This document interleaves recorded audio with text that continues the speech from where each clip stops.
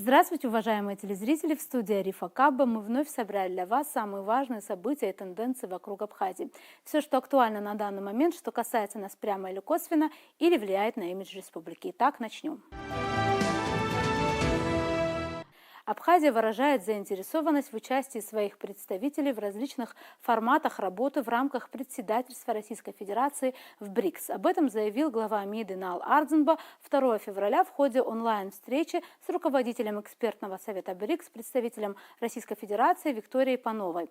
Стороны обсуждали перспективы участия представителей Абхазии в различных форматах работы в рамках председательства РФ в БРИКС.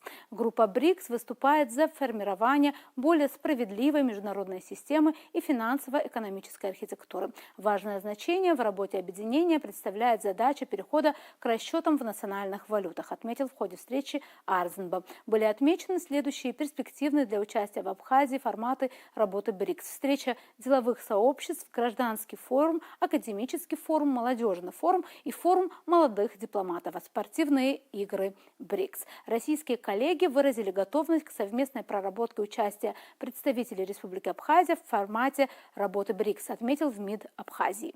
Председательство России в БРИКС началось с 1 января и продлится до 31 декабря 2024 года. В общей сложности в рамках председательства планируется провести более 200 мероприятий различного уровня и тематической направленности во многих городах России. Саммит глав государств пройдет в Казани.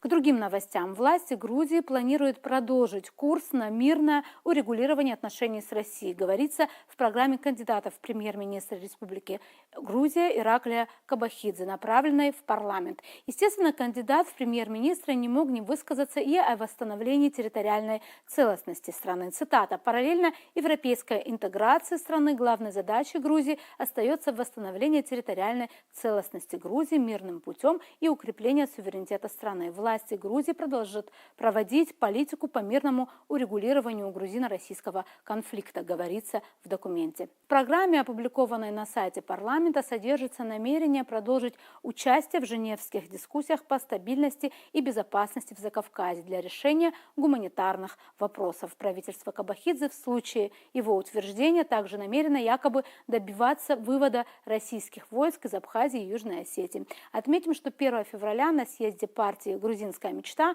было объявлено о выдвижении Кобахидзе на пост премьер-министра страны. Доверие новому премьеру и его кабинету министров парламент выразит уже на этой неделе. Для утверждения у парламентского большинства есть 76 голосов, более половины состава парламента.